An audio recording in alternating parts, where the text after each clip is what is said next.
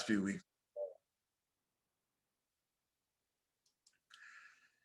on so many different levels, and certainly even more challenging for those who we're hearing from today who have been on the ground and living with it every day. Our hearts are with them and their families, and we're eager to learn from their experiences. Here at Federation, it's been especially wrenching to see the violence playing out within Israel between Israeli Arabs and Jews. For decades, our work on the ground in Israel has been partnering with Israel's visionary community leaders, organizations, and philanthropists who are working to help Israel's social infrastructure evolve to be more equitable and interconnected for all of Israel's tribes. And by tribes, I mean the secular, the ultra-Orthodox, the Arab community, and the religious Zionist tribes. These are tribes that often exist in silos, separate from one another, but who need to work together if Israel is truly to have a secure home and a secure future, a shared future for all of its people. So we've been building relationships based on belonging, on mutual commitment, and ownership of that shared future. And we've been very lucky to have Barak Luzon leading that work for nearly a decade. So it's now my great pleasure to introduce the director of our Israel office, Barak Luzon. Thank Arthur. Thank you so much, everyone. Thank you for being with us today.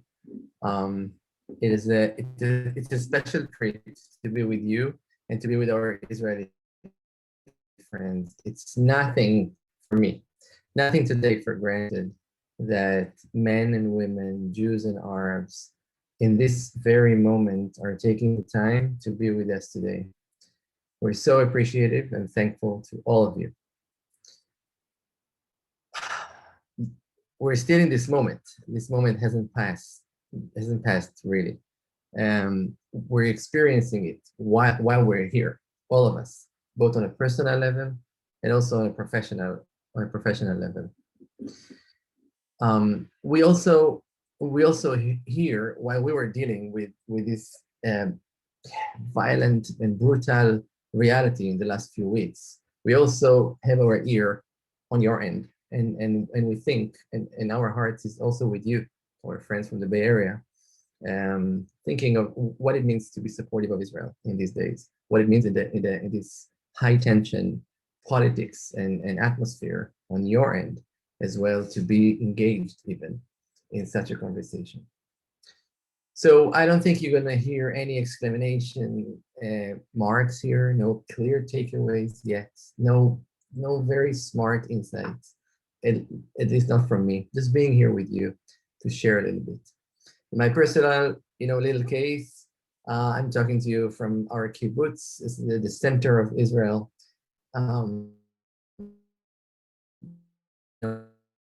With boys,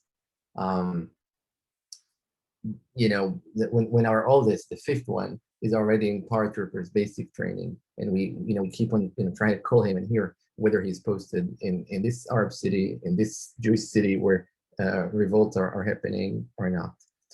And with Hillel, with little Hillel, 10 years old, frightened, really frightened, as all of us, but maybe a little bit more, in hearing the sirens go off in the middle of the highway, and then seeing the Iron Dome missile hit a missile that comes from Gaza.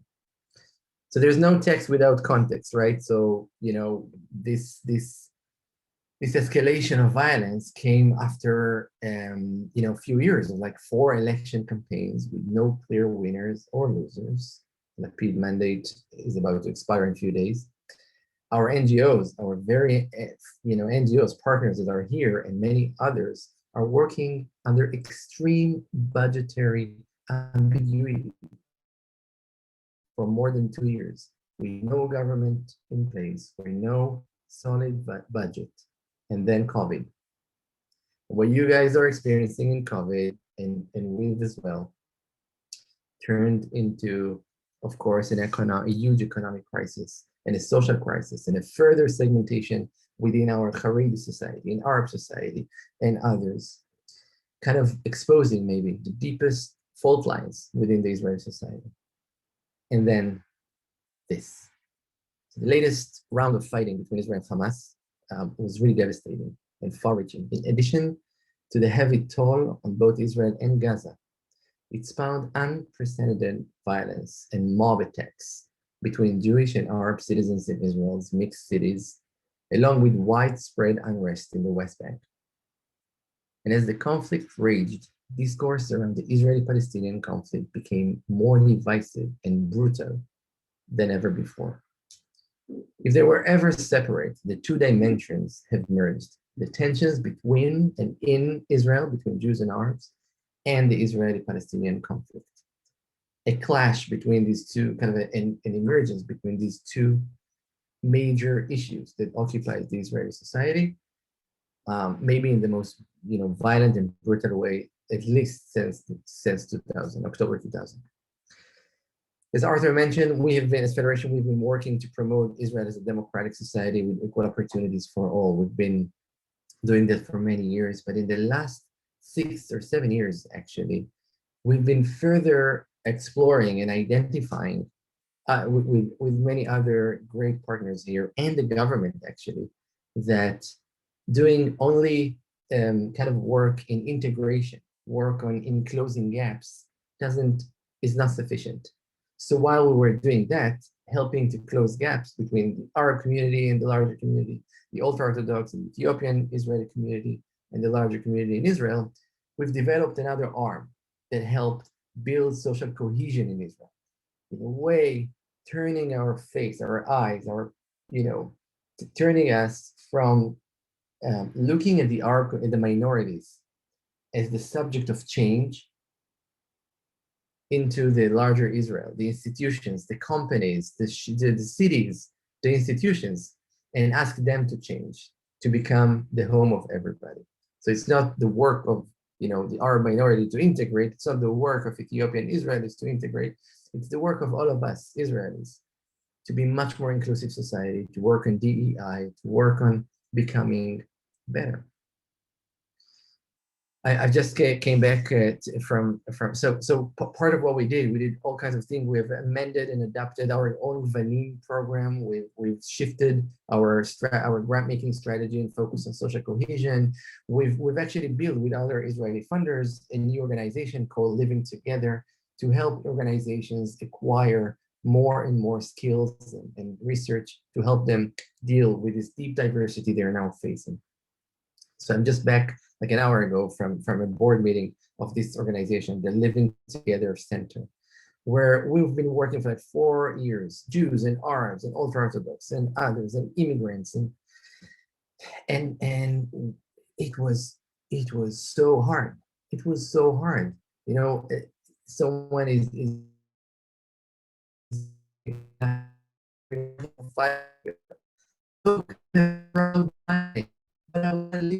together with you. And another one says, I cannot continue this Zoom conversation if not all of this forum is re-signing the Declaration of Independence. It's a Jewish and democratic state. If we're not agreeing, then I'm out. We're in this very moment. Our partner organizations here today will try to share their perspectives on recent events as they are working to promote church society in such successful ways throughout the years. And we would like to hear from 3 organizations now. And the idea is to learn about different spheres. So the first one is Ajik Nisped. We have both Ariel and Khair Elbaz to talk to us a little bit and to share their insights and takeaways around building shared society in the social sphere. Then we will move to Co-Impact, where we will learn about shared society on the business sphere. And we'll end with Jindas, with Avital, who will tell us about the city of Lod and the neighborhood of Ramat Eshkol, where the violence were extremely brutal and caused so much harm. So we'll start with Ajik, Khair Elbaz, and Ariel. It's your stage.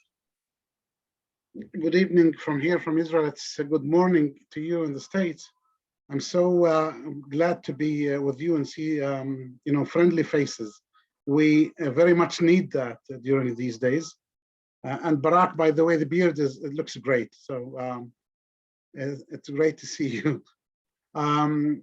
We have been going through probably one of the most challenging times since I started working in community development, which is about 30, 40 years ago. These times were quite challenging because of many things that happened at the same time, and Barak touched on some of those. We had the external challenge to deal with, where missiles were actually hitting the whole area, including my town in Tel Sheva, which is a Bedouin town 10 kilometers east of Beersheba.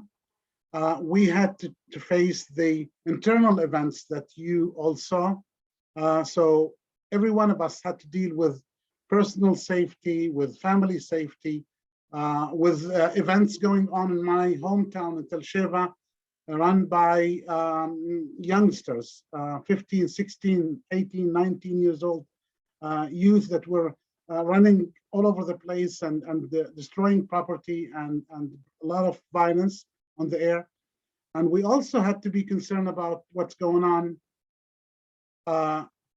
in Beersheba, where we actually work. And a lot of our staff, most of our staff are saying that they are not feeling safe to come to work.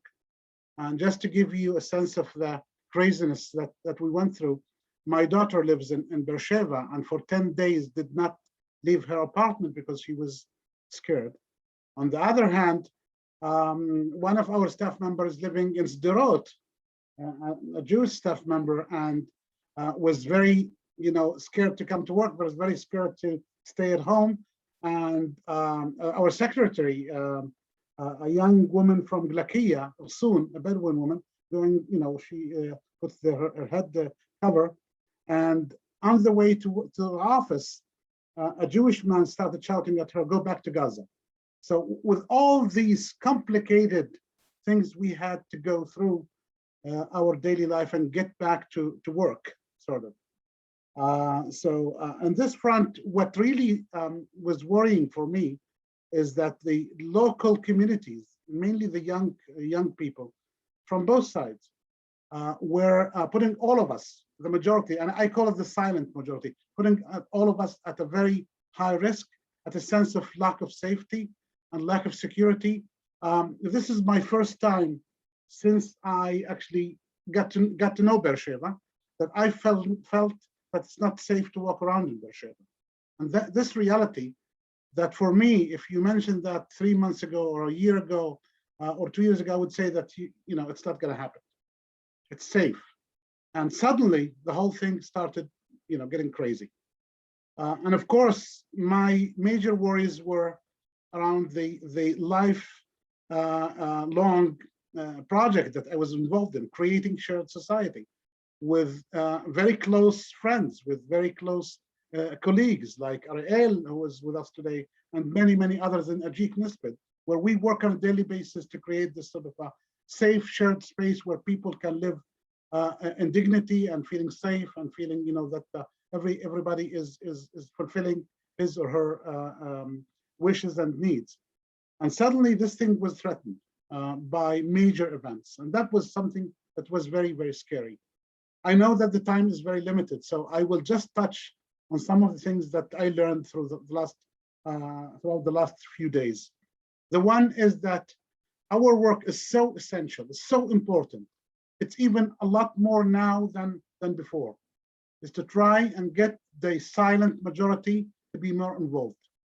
And I would say the silent, more positive majority, to get them more involved, to work a lot with youth, because we have seen that the forces that moved everything now was the young people, as I said, 15 to 19, 20. And some of their, I would say, activities were not just based on ideological or political views, but out of a lot of frustration. I witnessed that personally in my hometown, Tel Sheva, when young people started going around and destroying everything in their town, in their hometown, nearby their homes. So for me, it was a sign that the there's a lot of frustration, there's a lot of anger on these young people, lack of hope that created this kind of situation. So that actually, this signals us that we need to put a lot more effort in terms of finding ways to secure these young people's future. And Barak, let me just mention one detail. On the Bedouin community in the south, there are about 7 young men and women reach up the age of 18 every year. Out of them, 10% are accessing higher education. And that's for us, it's a huge issue that needs to be dealt with. Not as a GIC, as an NGO, but also we need to put a lot of pressure on the state to start developing or providing more resources towards that, because the lack of hope for these young people will create more situations in the future, like the one that we witnessed, God forbid. And the other point that I also wanted to mention is that I think in the mixed cities, we started working about 5-6 years, as Barak knows very well, in Lod and in Ramle. We sensed that there was some tension there, and we started providing services. Unfortunately, we were not able to increase the numbers of young people who are involved in these kinds of activities, Jews and Arabs together, creating some sort of a shared space. The numbers were there very, very small in these centers. Like we had a group or 2 every year, and it's very small numbers. So my hope that following these very sad events that we went through in the last several days, the opportunity here is to start working and increasing the numbers of positive youngsters, youth that can get involved. These are sort of just a few of my, I would say, points that I wanted to raise. And Ariel will touch on some of the things that we did internally just to work with our staff, get them back to normal sort of the routine and start growing from there. So Ariel.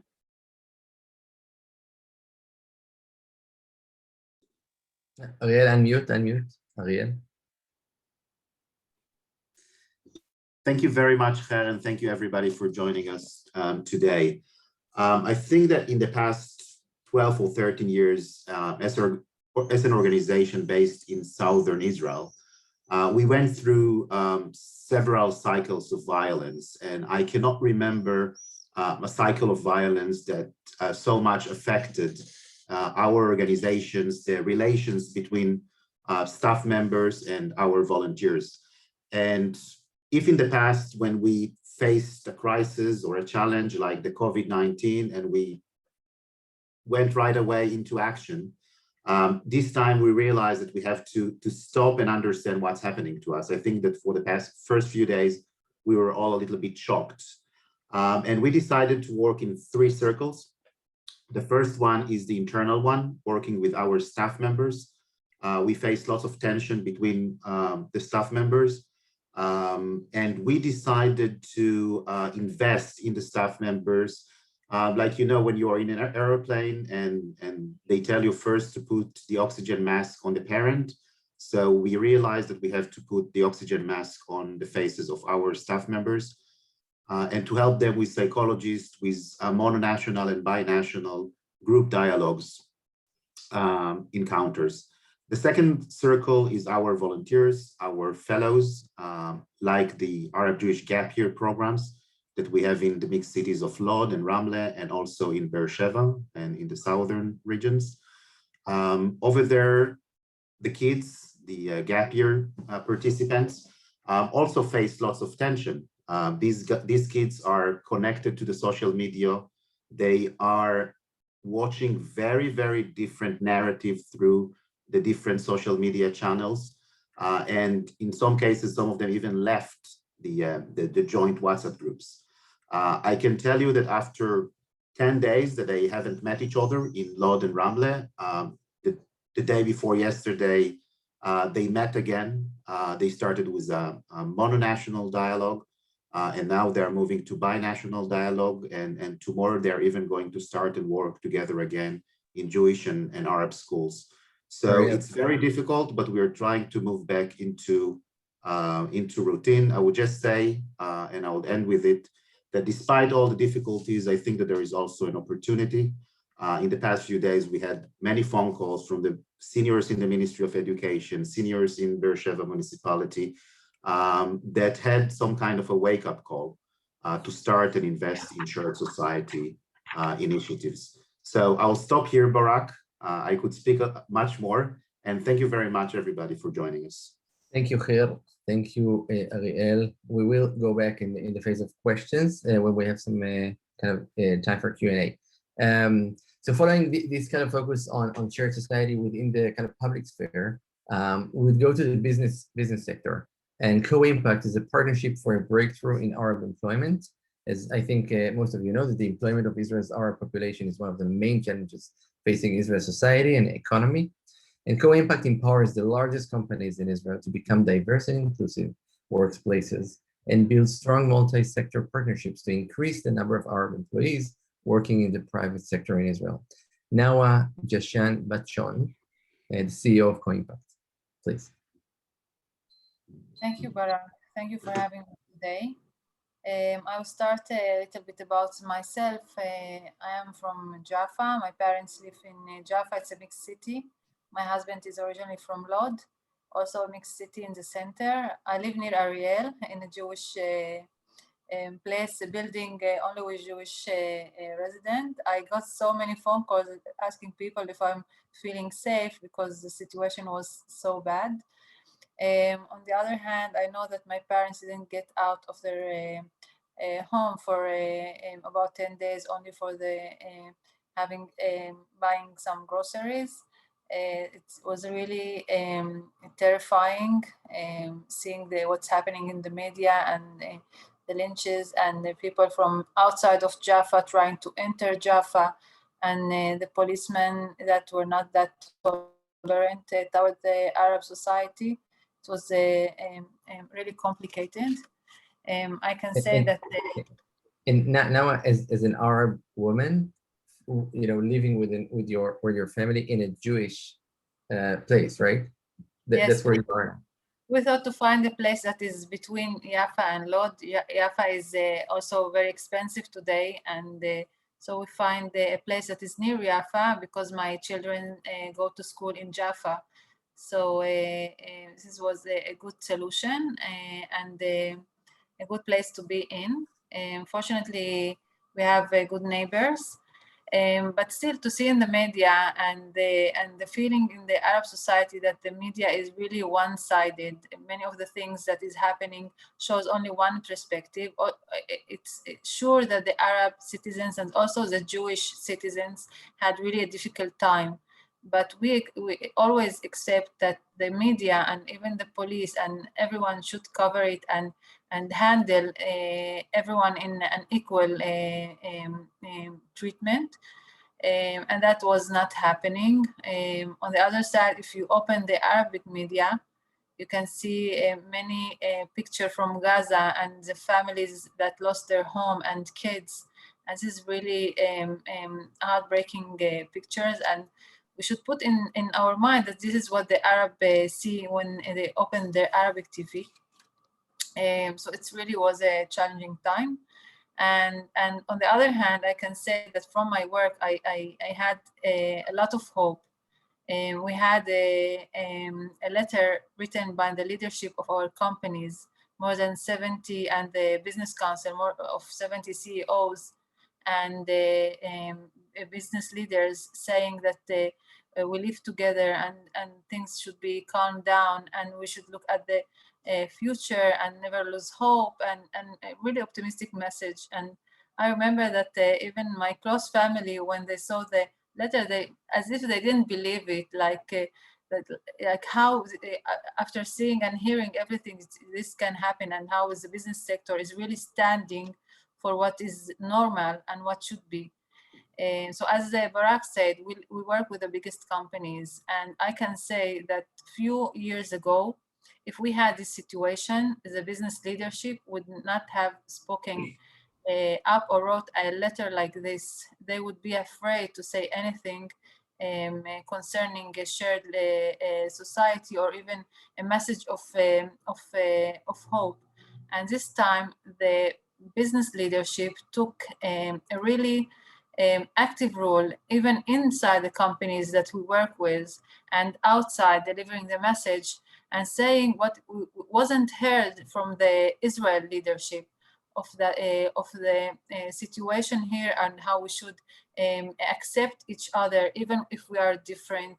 Even one of the CEOs wrote to his company's employees that we should not look even what is happening on the social media, because it's the private life of each employee. As this way of thinking is really the meaning of all of our work, is that how you create a diverse work for a place, and on the other hand, not only changing the numbers, but also learning how to accept who is different from you, and how you can even work with someone that can think not like you, or even have a different opinion. And this is really important.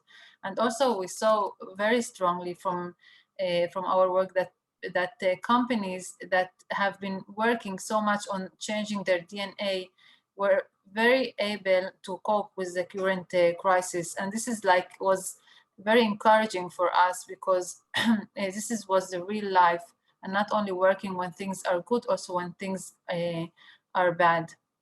Yesterday we had the president of Israel conference with our employees, and we had the media, and CEOs spoke about the situation. They were not afraid. The way they spoke to their employees, they spoke also outside, and delivering message that they are responsible for their business sector and responsible for creating the shared workplaces. And from this responsibility that they are taking, we hope that they can also influence the society as a whole. Because when people can work together, then they can live together, they maybe can go to school together, because in the end, this meeting of each other on a daily basis this is what will make the change. Whatever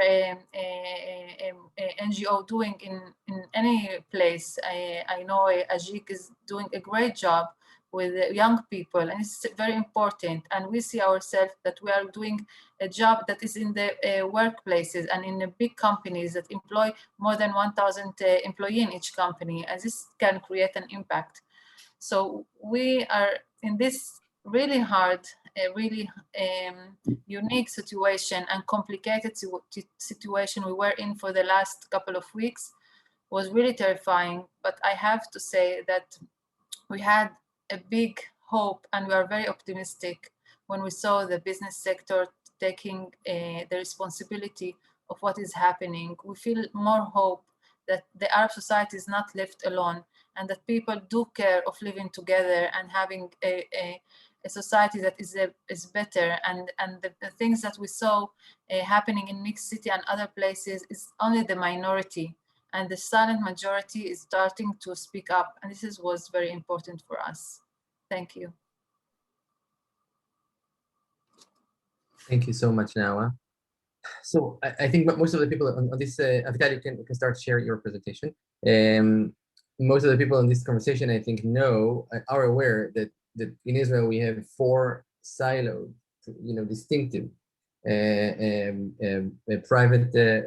public education systems. So we're raising our kids apart from each other, and we have 4 very segmented, very different and siloed education systems. So what Nawa was relating to, and beforehand what Kheri and Ariel were relating to, are these shared places that we are actually creating after following 18 years of kids growing apart from each other in their own silos, and then trying to bring them together into kind of a shared group, Jews and Arabs with Ajik, and in the academy is another work that we do, and of course in the workspace. We're now going to hear from Avital Blondo from GeneDAS. We're tracking Avital's work for many years now, an extremely impactful work. And recently, as a federation, we're engaged with Avital and our team, working through our community building and kind of belonging hub that we have that we work as a federation. And I would like to ask Avital something kind of very direct. Avital, what have we been missing? What happened in the city of Lod that you can kind of share with us? Take it away. So I'll give a short overview of the past few days that has happened. I think there isn't a single person in the world who is interested in Israel that hasn't heard about Ramat Eshkol in Lod, which is definitely wasn't the case up until 2 weeks ago, but not in a good connotation. So I'll just give a short overview of what actually happened on the ground, and then I'll give my 2 cents Yes. and really only initial thoughts, because I modestly say we're still mostly listening to the voices in the field, but I'll give my 2 cents about what's going on in the ground and what are we missing. So hello, everyone. I'm Avital Blonder, and I'm the founder and CEO of Jindas. We work in Lod, which unfortunately was in the news as an epicenter of the escalation in mixed cities in the last week of Israel. Having lived in Lod for more than 7 years, I drove out there last week from my current neighborhood in Yafo, which also had similar escalations. The moment I arrived, I could smell the burning tires, cars, trash bins from every corner. In bright daylight, I could see remnants of what happened there the night before. Many of you must have read in the news or about the physical damage done to cars, building, and sadly, people. During a massive riot which drew young Arabs from and around Lod, and also in the following days, Jews from across the country. Over the course of the last week, a middle-aged Jewish man was killed and a young Arab man was killed by civilians involved in the clashes and riots. That morning, as I usually do, I entered the multicultural community center where I work in Ramat Eshkol neighborhood, right adjacent to the old city of Lod. Before I tell you more about our work with and for the local community, I would like to share with you a short overview of the communities themselves. The neighborhood is ranked at the bottom of Israel's socioeconomic scale, a 1 out of 10. There's a history of tension between the Jewish and the Arab population in the neighborhood. Some tension dates back 3 decades and also back to 1948. The neighborhood has gone through 3 significant periods of demographic changes in the past 70 years. The communities themselves are diverse. The neighborhood is 70% Arabs, those of you who have been in Lod for centuries, and Bedouins who are relocated to the city by the government of Israel in the 70s. The remaining 30% is Jewish, which is also a diverse population among itself. It includes elderly who originally moved from the Middle Eastern and North African countries in the 50s.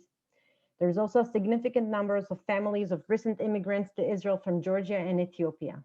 The neighborhood also includes the Garin Torani community, consisting of young Orthodox religious families. In contrast, the city is 70% Jewish and 30% Arab. In the neighborhood, poverty and despair are widespread. Many of the families still cannot support their most basic needs. Jindas programming is aimed to bring families out of poverty and to create opportunities for social mobility through our comprehensive neighborhood vitalization program, which is a culmination of a decade of grassroots work. Yet families have been in poverty already for multiple generations in these conditions. In the midst of this environment, last week, Lod experienced the level of violence unheard of for decades. Back to the community center. The center was unfortunately closed for about 7 years to the Arab community in the neighborhood and was only open to the Jewish community. Just 8 years ago, thanks to the efforts of the local leadership and the municipality, along our support, the community center reopened for the services of everyone in the neighborhood. The center brought life and a level of cohesion to the neighborhood so much so it became the city's most active community center. Activities brought hundreds of young people, elderly people, and families in the community together for various events, both Jews and Arabs. This meant that every day since the escalation began, the multicultural team, who reflect the makeup of the local population, were able to find a safe space to speak in the center. It was perhaps the only location in the city where Jews and Arabs could speak to each other in friendship and feel safe together. In fact, the community center was the only public building untouched in the neighborhood during the riots. This is safety, community, and cohesion we are hoping to expand throughout the neighborhood. But today, we are in a situation where, although the personal friendship between the community center's multicultural team is there, dialogue and reconciliation between the communities has nearly gone back to where it was 10 years ago.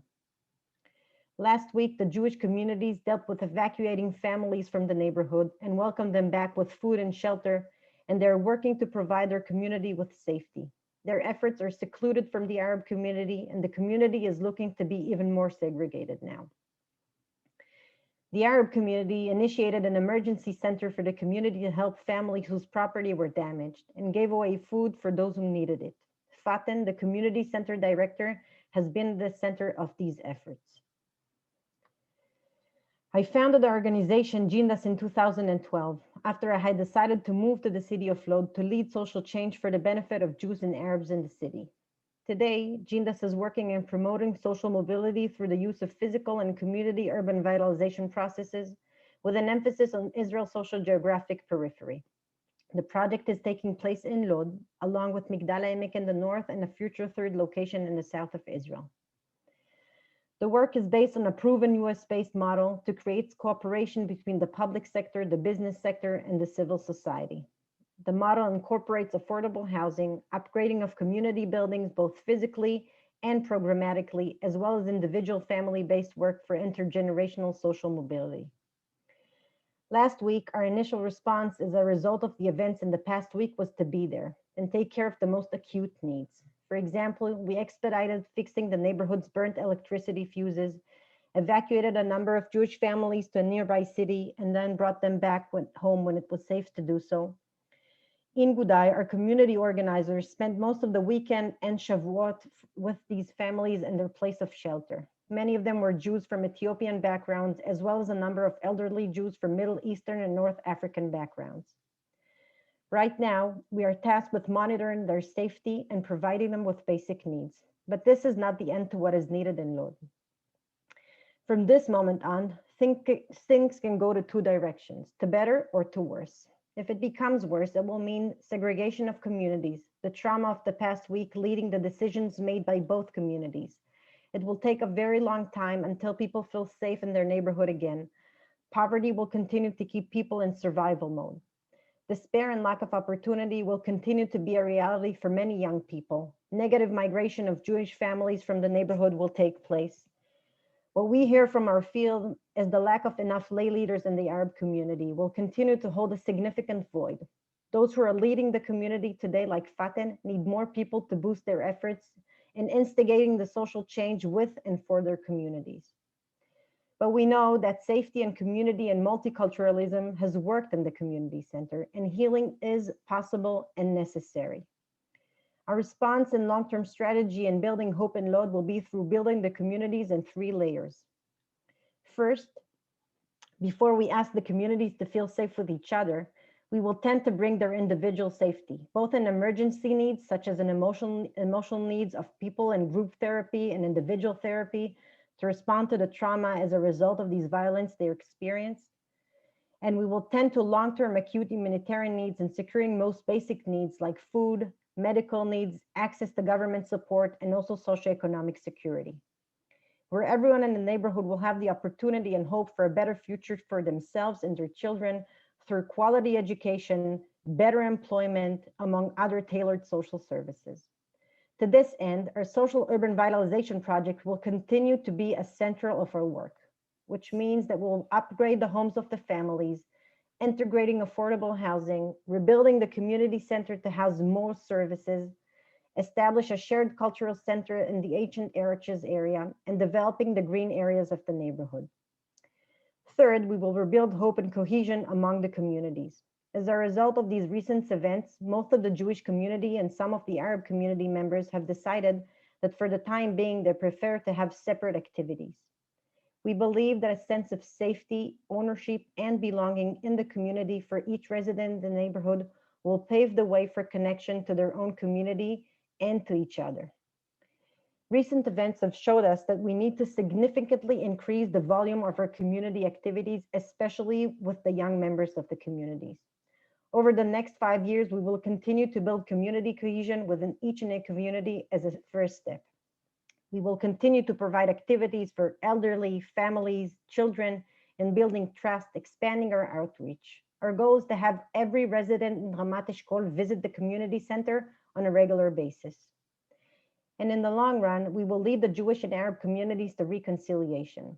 This is a continuum of our original strategy and community building. We will utilize building a shared vision and goals to the neighborhood as a stepping stone for building shared communities between Arabs and Jews, such as the neighborhood council, residential building committees, among others.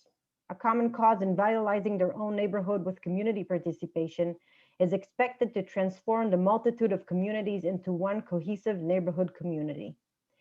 Rebuilding safety, the neighborhood, and the communities toward reconciliation and hope will take patience, a lot of patience, and a lot of sustained support.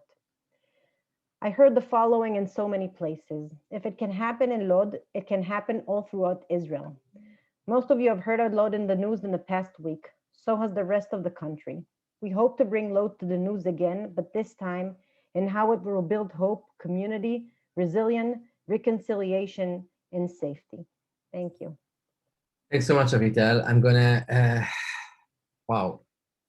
Look, so first I want to thank again our partner organizations, our partners here, because doing all this in like 9 and 10 minutes, I know how challenging it is. So thank you so much for making this effort and doing it on time. Avital, I want to open up for questions. We've got a few questions already, so I'm gonna kind of bundle it if it's okay with you. Avital, I need you kind of in 2 minutes top, please answer. I'm gonna push back, I'm gonna push a little bit in regards to what I've asked. So what have you learned before, going forward in such an enthusiasm? Are there any new voices emerging from younger generation? Is there anything you learned from what you've done up until now that you now kind of rethink? Yes.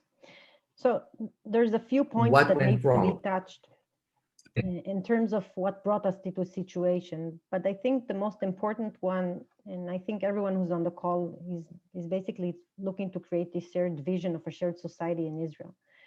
And for many years, the message that we were telling everyone is that we need to focus on the 80% that everyone agrees on and leave behind the 20% that we disagree on, which includes issues of identity. And I think that in the past week, it basically blows in our face because you cannot enforce identity on anyone. And the past government has invested in the Arab society more than any precedent government has ever done. But it came with an often on the record expectation to be Israeli solely and put aside their Palestinian identity to the Arab sector. And I think it's not that we have all the answers of how to integrate this into one coherent message and country.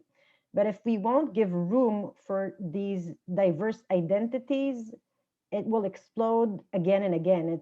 The horror things that happened in the past 2 weeks, I dare say it might be not the last time we're seeing this, unless we seriously dive into understanding that we have to give room also to the 20% that not everyone agrees on. And once we're going to start giving room for that, I think gradually, together with issues of that I've mentioned before, I think that everyone understands now that the biggest threat on Israel, much more than Gaza, is people that don't have any kind of hope for their future. And where people have nothing to lose, they're willing to burn everything, including their own houses. So I'm gonna come back to you.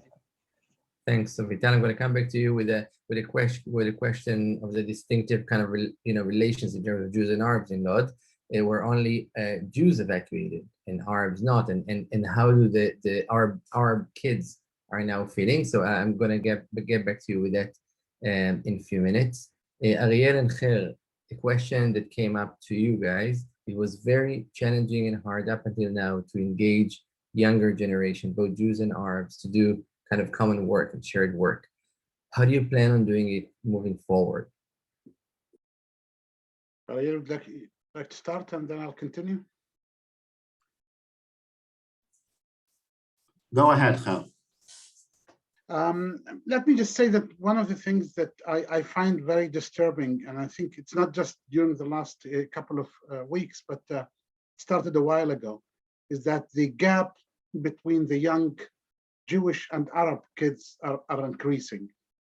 The level of hate, the level of, I would say, even discrimination and even racism is growing on both sides.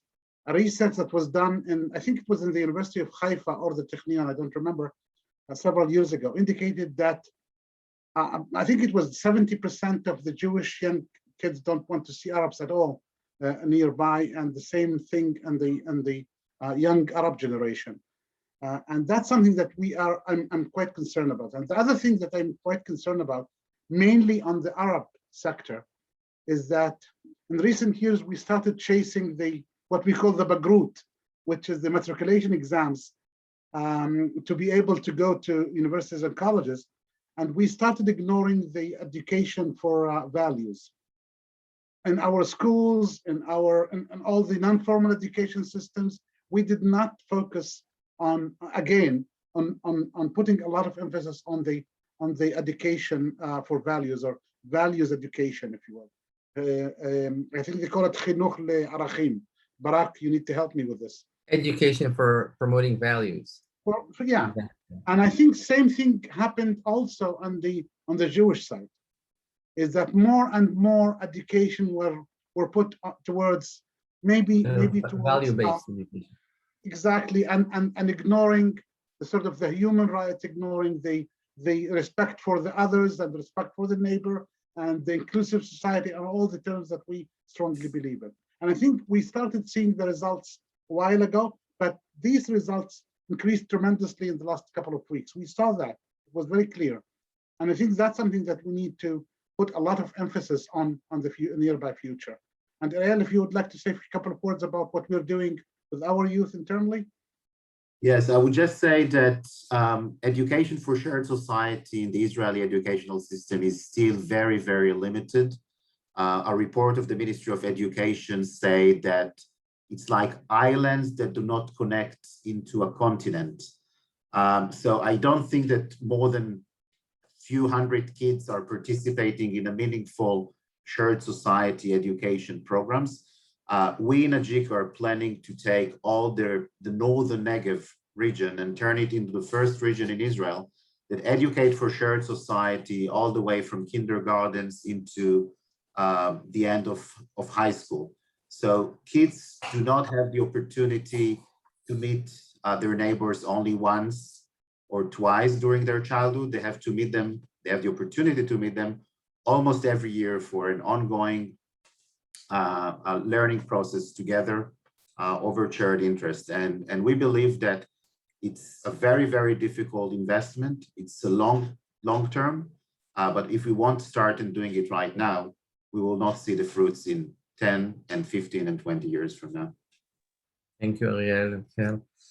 Now, yeah, like how do you understand the consistency and these major companies in Israel insisting on keeping up with this work of integration of our community? Is this a business case? Is that, they now understand that it helps their business case? It helps them, kind of expand their profit? Or what's the meaning?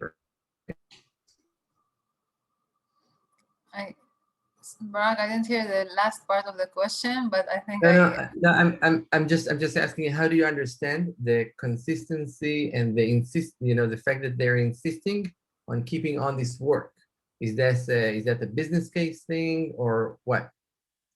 So we at Co-Impact really focused on the business case. We are all motivated from our ideology and values, but in the end, when we talk to the business sector, want to talk about their business case and business benefit.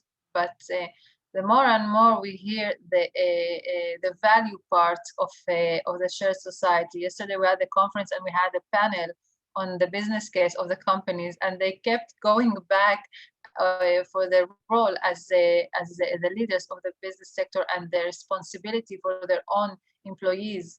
And this is beyond the business case. Of course, there is a business case because they are targeting the Arab market in Israel, even outside with all what is happening. And they are looking for the talents from the Arab society that they have proven to be more time retaining Arab employee is longer than the Jewish. So there is really good benefits. But in the end, we see that the CEOs is seeing their leadership beyond the business value. And this is important because when they took the leadership in the company, they were really afraid for the inclusivity of the workforce, and there would not be problems between the Arab and Jewish employees. And then when they spoke to the general public, they took the responsibility for the whole society. I think they also understand that the economy of the Arab society is important and it should be good. And also the economy of Israel is the economy of the Arab society. And then when the Arab society is not under are in high poverty and any unemployment, they will have better life. This will affect the The Israel entire society. society. They understand that, and this is important. And I think even President Rivlin he speaks a lot towards these messages, and this is important. But yet there is still a minority that doesn't see that. I think also what Ariel and Khair is talking about, when you have separate schools and most of the schools are for Arabs or Jewish, not combined, they meet each other only when they are 20 and 30 and they have already so many stereotypes and prejudices against each other. And this is really problematic. So we need to start in an early age, and we hope that now that we are in the workforce, we can change it from this part and doing the change in people that are older. But Avital, yeah, sorry, no, thank you. the only to say that we have an important mission, all of us. For sure. Avital, how are the kids, the Jews and Arabs? So I think the first thing we realized is the level of trauma and fear, both on the Jewish and the Arab community currently now, is the highest that I've ever seen in the past 10 years that I live in Nod, worked in Nod and lived in Nod. I can give you just a few explanations. So one of our community organizers, in this case, it was an Arab one, came to our gathering yesterday, and her daughter was asking her the day before, Ima, tell me, when people are going to evacuate us from our home, where are we going to go? Because she was sure that Nakba is coming all over again. Nakba is the Palestinian disaster, the point where Arabs were evacuated by Jews back in 48. And the kids are asking now, is this Nakba number 2? And on the other hand, on the Jewish side, first of all, there's not even an understanding that the fear is also on the other side, but the fear is immense. I mean, the kids were actually witnessing their own neighbors crashing into their house, burning their own cars. It wasn't people who came outside of the neighborhood in most of the cases when it came The to actual the neighbors. community. So it's like door to door. Actual neighbors seeing their own neighbors in their own corridor going down and burning their cars. One of the things that was really hard to see is that the night of the missiles from Gaza, our community organizers, in this case, both from the Garin Torani community and the Ethiopian community, didn't know what to do because riots were happening under their building, but missiles were sent over their heads. And when the sirens started on, they didn't know whether they should go to the shelter and then risk the riots or stay at their house and risk the missiles. So I think one last sentence is to understand that it can't be a zero-sum game, the solution. We all need to understand that everyone are in deep trauma. Their ability to face the other's trauma is almost impossible currently now. And we cannot be invested in one community currently now. If we look at this shared vision for the rest of the country now, we have to leave no one behind. That's my 2 cents. Thank you. Danny?